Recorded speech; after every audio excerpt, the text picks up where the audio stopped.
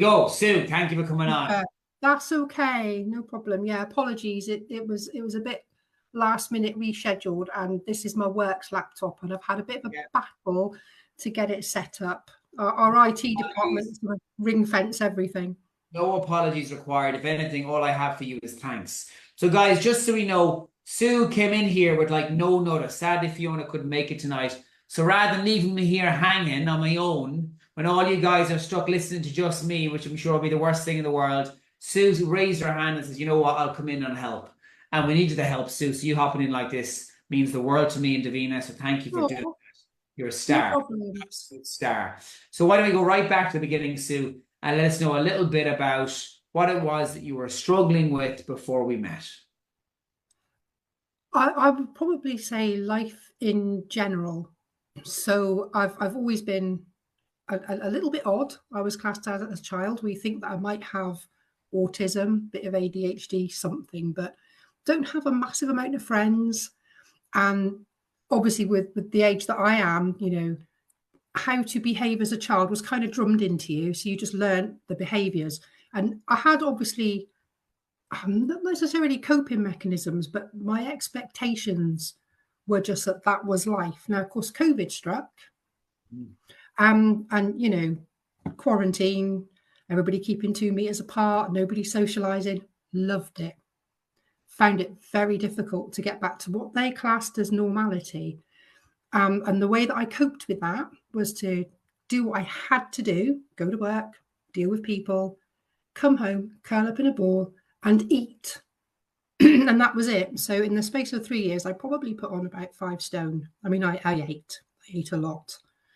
And when I saw your post on Facebook, I don't think I could have been in any lower a place if I tried. I hated myself.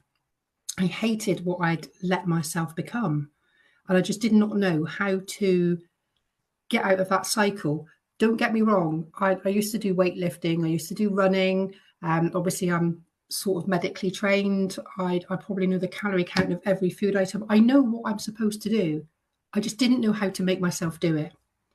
Yeah. So yeah, when your little post popped up on my Facebook feed, and I sort of reached out, and went, I think I need a bit of help. And that turned my life around, really.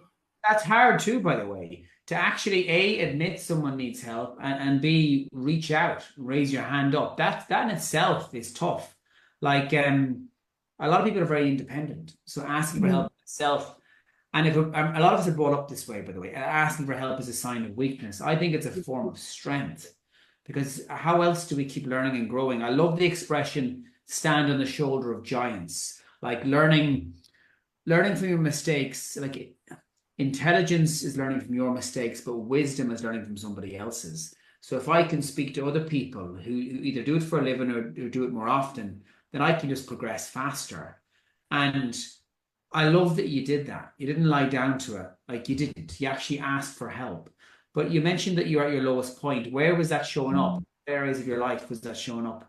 Everything. I mean, I hid it. I hid it well from everybody. I've always been able to carry a bit of extra weight and just crack on.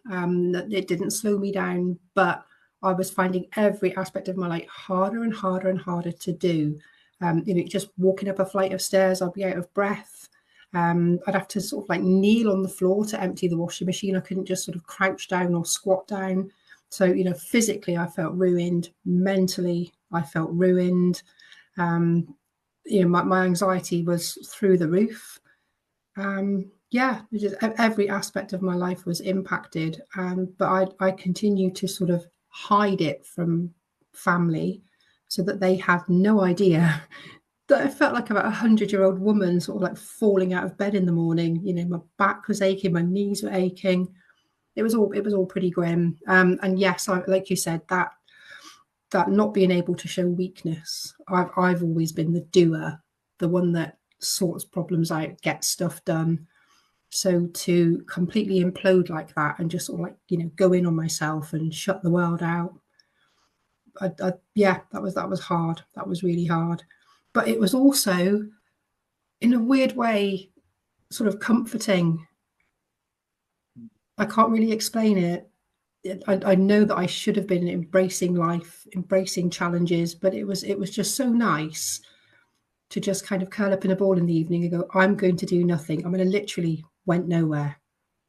Stayed in the house at the weekends, had shopping delivered. I was afraid. I became afraid of everything. So yeah, that's sort of where you caught me. So I've been doing this for an awful lot of years. I've never seen more comments with people saying, I resonate.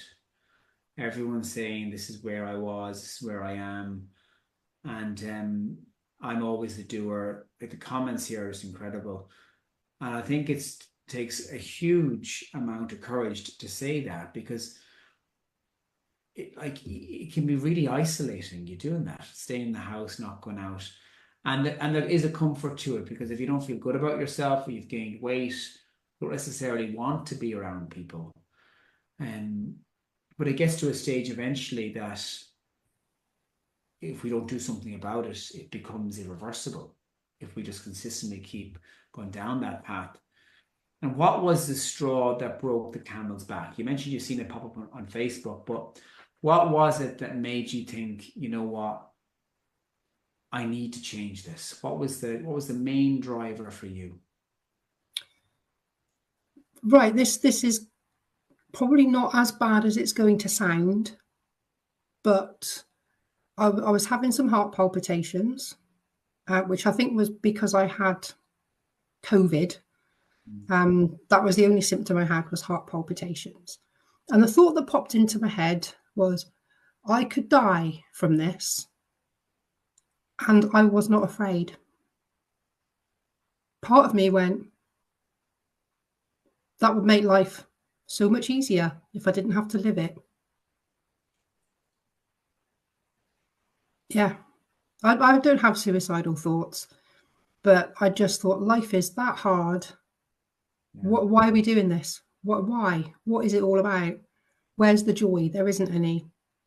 So, No, like I said, rock bottom. Yeah, that's when I thought, I think I need a bit of help. And I thought losing weight would solve all my problems, give me my confidence back, give me my, I don't know, just my mojo back. But it's turned out that the weight loss is going to be a side effect of sorting out my mental health, of course. not the other way around. Yeah. Absolutely. Absolutely. Absolutely. And if you ever do have them thoughts, obviously speak to your GP, please. Promise me. Yeah. Thank you. No, And so it wasn't a serious suicidal thought, but it shocked me that I just thought, well, would that be so bad? getting it back, Yeah, that's how much I'd shut myself away from everything, from life. Yeah. in spite of all of that, like what have you achieved? You know, you've obviously dived into it. What have you achieved? I've lost 2.5 stone and about 50 centimeters all over. I've still got a long way to go, but I did allow myself to get very out of shape. I am very much a sort of an all or nothing person. So, you know, sort of the first 4 months were cracking. The last 2 months have been fairly static, but that's because I just haven't stuck to the plan. Simple as that. So I changed my job because I realized that was not helping with my mental health. That was causing a lot of anxiety. So I changed my job, which I knew was going to freak me out, and it did. Totally different routine, you know, different, working in a different county, long commutes. But that is settling down well now. It is settling down. So like last weekend, you know, we walked around for 6 hours on Saturday. We played frisbee golf. If you've never played frisbee golf, it is so much fun. Give Never. that a go. I will Yeah. not.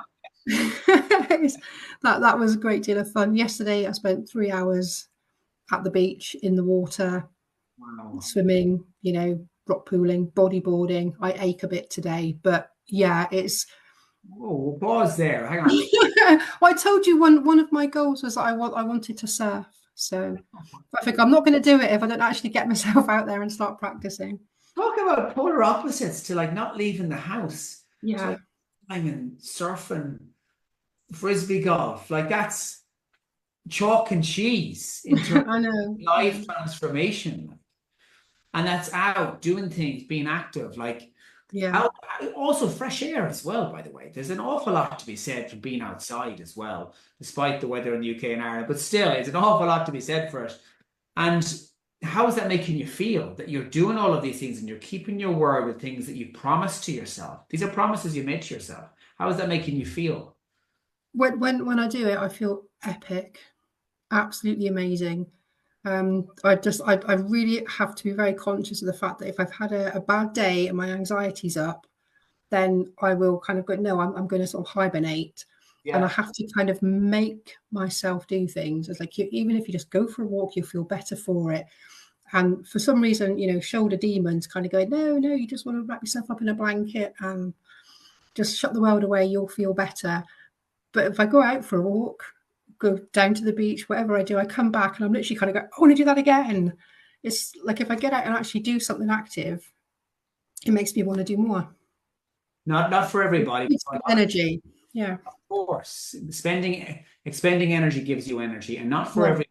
For a lot of people who do have anxiety, action action beats anxiety for a lot of people. As in, like if they're anxious and they do some form of action, like you said, get out of the house, it's like knocking a first domino. It's like breaking the surface of retreat and doing something. Breath work is massive for anxiety as well. And what else have you used that has helped you reduce the anxiety? What else have you done? Okay, so I've got a little corner in my living room where I've got my little swivel chair, my candles, and my Dragon Balls, and I put on the Tibetan singing bowls music, and I just sort of sit and, like I said, do a lot of breath work, try and meditate, journal like crazy. Yeah, so the 5 minute journal is not enough.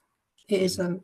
So I've got that. Then I've got a massive notebook Yeah, that gets sort of like 3 or 4 pages of an evening. I just what I call my brain dump. I just good for get it you. all out there, and it's really interesting that is kind of what helped me identify that I needed to change jobs. Just being, sort of throwing ideas on this page, journaling my feelings, journaling my thoughts, and it sort of came around. It's like actually this job is not healthy for me. So If you look at what you're doing there, is you're reflecting, which is increasing your awareness, and you're being creative. By throwing ideas down is being creative. Creativity in itself gives you energy. Whether it's painting, drawing, jigsaws, or writing like that, it gives you energy. And if we don't journal, in my opinion, at the end of a day, it's almost like we've accomplished a lot, but we've decided to stuff it in the bottom of a wardrobe without even acknowledging what we've done. And then we go through life just kind of drifting or having the feeling of apathy or coasting. But if you can unpack some things that happened in the day and have that lead to some positive change, and then like you did, you jump ship with your job, that's massive. Like it was, yeah. you're saying these things like they're no big deal, but they're Yeah. huge. You know, It may have been a little bit impulsive. It was a massive cost of commute. But at the end of the first week, because I have to stay away for 4 days now because I couldn't commute it from home. But I came back at the end of my first week there, and my son said, "Oh, how was work?" And I went, "Really good." And I hadn't said that for about 2 years. I used to just come home and go like, "Oh, I hate my job. It's killing me." But I came home and was like, "Yeah, it's really good. Same job, different NHS trust." Yeah. unbelievable. So, and yeah, still feeling that way. So much support there, So and it was a bit of a promotion as well, which was oh, fantastic acknowledgement. Yeah, I still feel I've got such imposter syndrome. I really do. I still kind of go, I'm a band six, but I feel like I don't know anything. But everyone says like, you're good at your job. You're good at what you do. You know more than you think. So again, it's that self belief, that self confidence. I really need to keep working on that.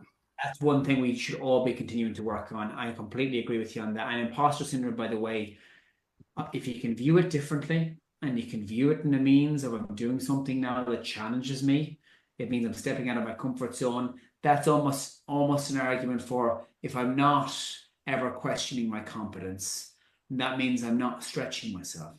Yeah. And I'm not stretching myself, I'm not growing. So we shouldn't be comfortable. Like we shouldn't be able to just show up and like meh, not really give it our all. We want to be challenged because a certain amount of pressure and stress helps us grow. A certain amount, obviously. Yeah. I want you to have all the freedoms. So freedom of finances by getting a pay rise or promotion, that's amazing. Up a band, definitely. Freedom of purpose, that's doing things that you want to do. If you look at your work, I want you to have freedom of relationships, perhaps being around better people in your new trust, if they're better for you. Freedom of time, Yeah. do more things like frisbee. Oh, frisbee golf. Oh, and you what Frisbee did you golf is amazing. I thoroughly recommend it. It's exhausting, but it's so much more fun than actual golf. I found, because I'm rubbish at real golf. Oh, well, I'm with you on that. I tell you, we used to always do play golf, and we play it for distance, not for accuracy. Yeah, yeah, Hit a ball, exactly. how far can you hit? It's a fab walk. It is. Exactly. And the last freedom is freedom of health.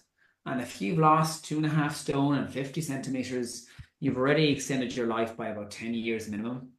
And that's Wow. massive. Like Wow. that's not just for you, that's for your son. That's for other people who obviously are in your life. And what makes you think this is sustainable? What makes you think this is not just a flash in the pan? Because of the support, not just the Facebook group. Obviously, working long hours, I do miss a lot of the sort of the online interactive stuff. So being able to get sort of one-to-one psychological help, and of course, getting my butt kicked by Catherine because I am prone to being bone idle. I remember Aoife asking, what's the definition of procrastinating? And just off the top of my head, I said it's the art of delaying what needs to be done. And I've got that art down to an absolute T. So it's good to have my coach there, kind of. Well, she's messaged me not long ago with a set of exercises. You are going to do this. Oh, I hate sit-ups, I hate planks. Yeah. So it's having all these different people in my corner and saying, all right, you've had a rubbish week, you've had a lot of wobbles, but it's not disastrous. Draw a line under it, move on. And anyone that's seen my Facebook post, the curly whirly that I left to replace the one that I nobbled still hadn't been eaten last Thursday. So guess what I had after my lunch last week again? But I haven't bought another pack of 5 curly whirlies to replace them, guys. I'm back on it. Yeah, I'm back on it. I love it. And look at all of the comments here, by the way. Wow, Sue. I love that you stepped in tonight, such honesty and help for others. I left a job I loved because it made childcare difficult. So lols about the curly wordies as well. So lots of people are commenting. So please, after this, do chip in if you can and reply to a few comments. They're so supportive, by the way. They're so lovely. And what would you say to someone who has fear of failure, or is just afraid they'll fail and is on the fence? What would you say? So it's so easy when you're afraid of everything to avoid everything, and then nothing changes. The fear of everything is still there. Your feelings about yourself just continue to deteriorate. We might not like it, but we have to step outside of our comfort zones and face a bit of our fears. And what I've realized, it doesn't have to be, all at once. As Alex has said, baby steps. Do one tiny thing, even if it's just saying good morning to a homeless person that you would normally look the other way and scuttle past. Just anything that just makes you feel a little bit, oh, I'm not sure if I want to do this. And the fears then will start to subside, and you'll start doing crazy things like signing up for Tough Mudders, which I haven't yet done, by the way. Don't think I'm quite physically fit enough yet, but yeah, that's the goal. I want to do a Tough Mudder. I want to do surfing. I want to be fit, healthy, bit more confident. And you have to face your fears. If you give in to them, they will rule you, and you will just be completely depressed, sat in a little dark, gloomy room for the rest of your life, regretting that everything's passing you by. So don't give in. And if I could just say one thing that I think really helped me with this journey was probably a throwaway comment from Alex when he said that self-sabotage is merely you justifying your excuses to not stick to the plan. And that was quite a profound moment for me, because we've all heard of self-sabotage, but when it was actually pointed out that that's all it is, it's just me justifying eating a McDonald's cheeseburger. And I haven't, indulged in self-sabotage since. Well, So there you go. that's Yeah. mad. And I'm really impressed, your memory and what you've like kept all this information in, and also that you're able to share it because there's so many actionables that you've shared now with people who perhaps are on this path. And self-sabotage has got this big airs and graces about it, but you're right. It's about it's whether or not we are willing to justify behaviors that move us away from our goals or not. And you mentioned about the homeless man. I love that too, by the way. A little thing I want to mention with that is I want everyone watching this week to insist on doing something kind. And when I say that, I want you to say something or offer something to someone. They're going to say no. I want you to say, no, I insist. I insisted on buying a coffee for a random in Starbucks yesterday. And you should have seen him. He was made up. I was talking to him about half an hour afterwards. But I want you to insist to be kind. And those who struggle with procrastination, going back to what you said there a moment, Sue, the rule of three, chunk it down. How can I break this into three? How can I break this task into three? What would this look like if it was in three bite-sized pieces? And again, it's less scary. So I know I'm going on, but I just think so much that you've said is so relevant, so useful, instructional, and helpful. I want to elaborate on it as much as I can. And I want to thank you for coming on. I want to thank everybody for being here. And I can see who's going to insist to be kind. And everyone here who's just been supporting of yourself, Sue, and you jumping in last minute like an absolute hero. And I'm so grateful for that. No, And that's right. Pleasure. oh, I mean that. And you're a rock star. You know, you are, Catherine. Oh, Absolutely thank you. rock star. Look at where you were to where you are now. I don't think you even recognize the gravitas of your accomplishments. I mean, they're unbelievable. So thank you. Keep doing you, keep being you, never Thank change. you. Keep learning like this and you keep implementing things like you're destined for greatness. You know we're near your potential. And thank you for coming on and to everybody else here. Good night. Thank you. Bye-bye. Bye. Bye-bye. Bye-bye.